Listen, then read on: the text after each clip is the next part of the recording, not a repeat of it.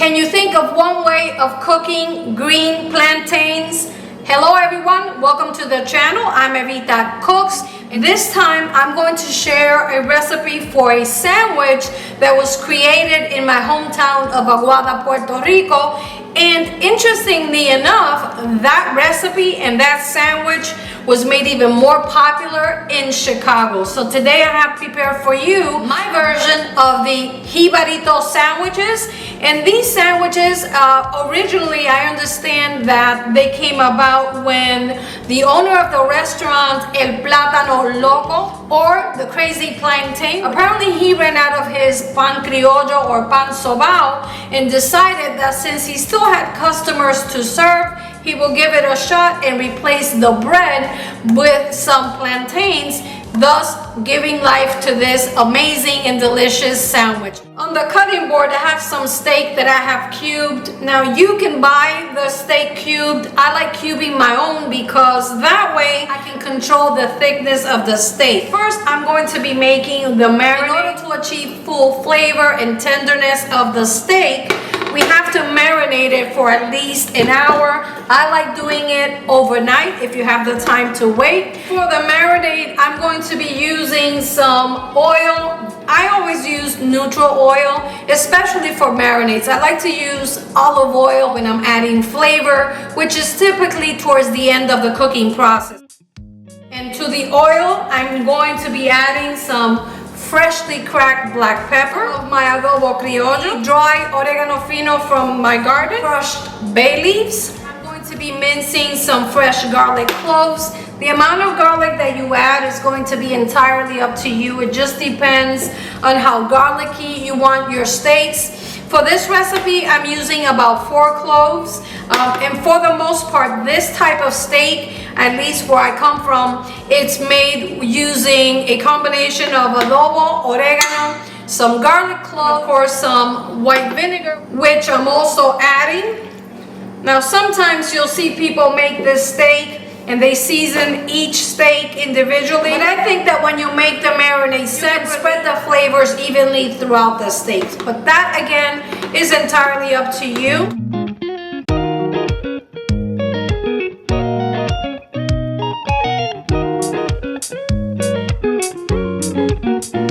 Now this doesn't have to be perfectly minced. The finer you mince the garlic, the more intense the garlic flavor is going to be.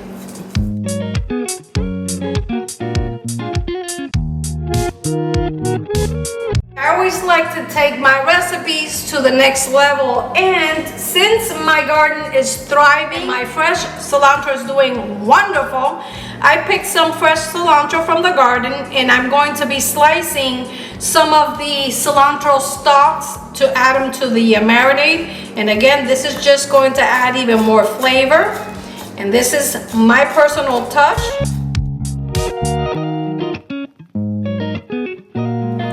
Okay, smells incredible already, and we haven't even begun cooking. To tie and bind everything together, I'm also going to be adding some white wine.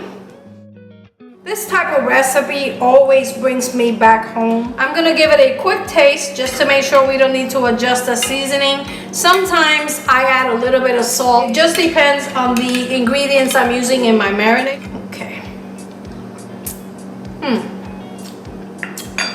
Delicious. And I definitely think I'm going to be adding some salt.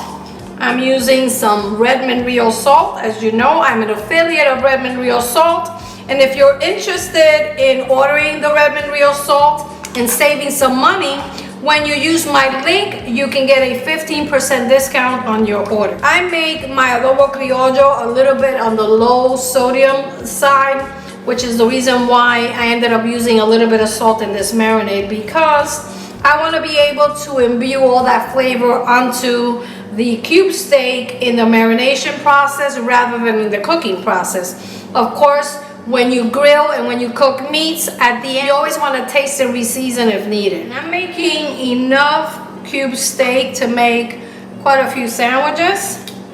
So I'm just going to dip each piece and get them nicely coated on both sides. The longer you marinate this meat, the more flavorful it's going to become. So if you have the time, go ahead and marinate it overnight. I promise you, you're not going to regret it. It'll be worth the wait. Since I'm making this for my husband today, I'm just gonna let it marinate for at least 2 hours or so. This is gonna be more of a brunch for him today.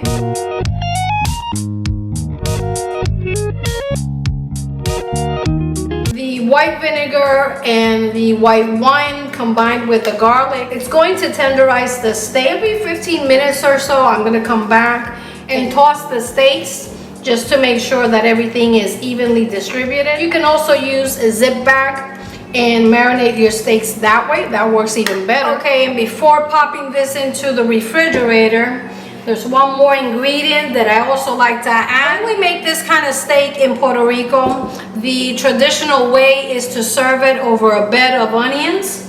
So what I like to do is what my mom used to do.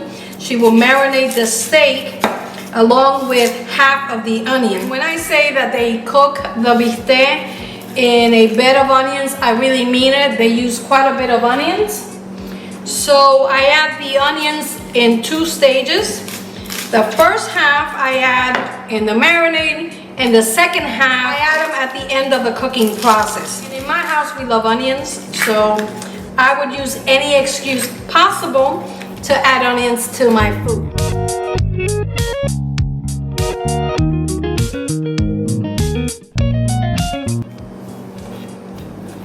This is gonna go into the refrigerator for a minimum of 2 hours.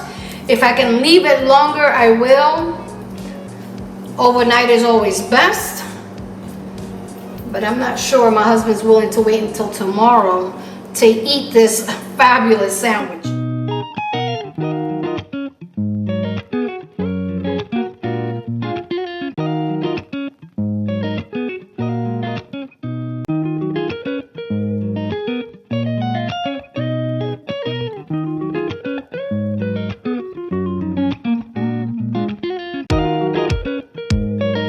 I'm just gonna cut it in half, cut it again in half, and each of these pieces is going to represent the bread pieces for the sandwich. Genius, right?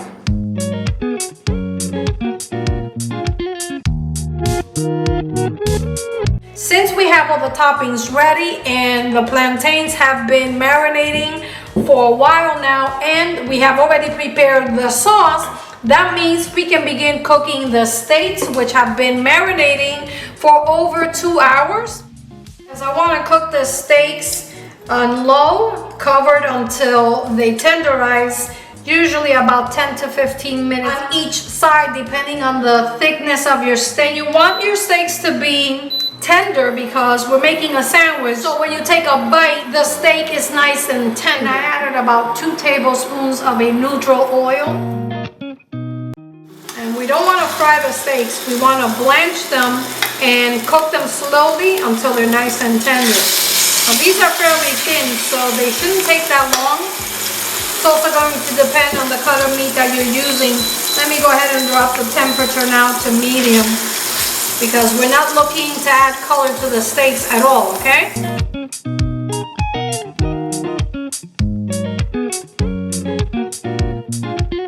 This is boiling, and I'm going to continue cooking it on medium heat, covered for about 10 to 15 minutes. At the end of 15 minutes, I'm going to check to see how tender the meat is, and I'm also going to be adding the rest of the onions and allow it to cook until it's tender.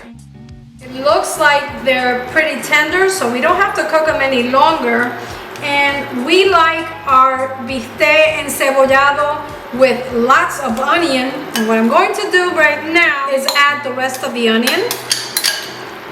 And my husband likes his bistec a little bit on the briny side, so I'm also adding a touch of white vinegar. And to finish it, a drizzle of extra virgin olive oil, which is going to tie and bind all these flavors together. It's also going to give the bistec that creamy floral flavor that you get from the extra virgin olive oil.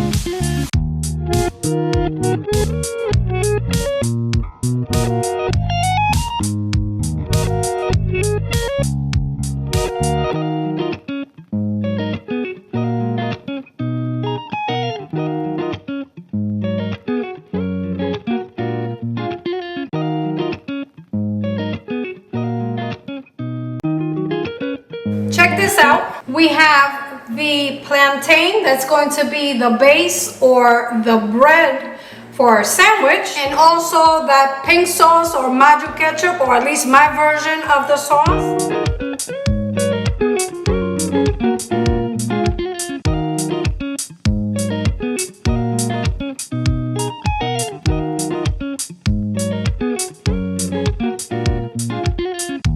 And of course, we finish with the bistec. And check this out, the bistec is pulled apart tender, which is exactly what you need for this sandwich, all right? So if your pieces of bistec are too big, go ahead and slice them and just lay it right over the salad and get some of those onions right on top.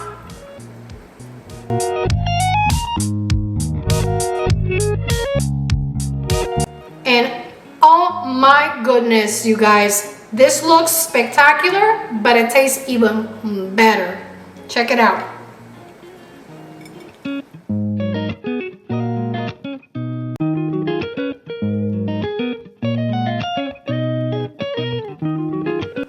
And there you have it, guys, my version of the Jibarito sandwich, Evita style, of course. For more easy and traditional recipes like this one, consider subscribing to the channel, like, share, and comment for the YouTube algorithms, and activate the bell to be notified when I upload new videos. Until next time, I'm Evita Cooks.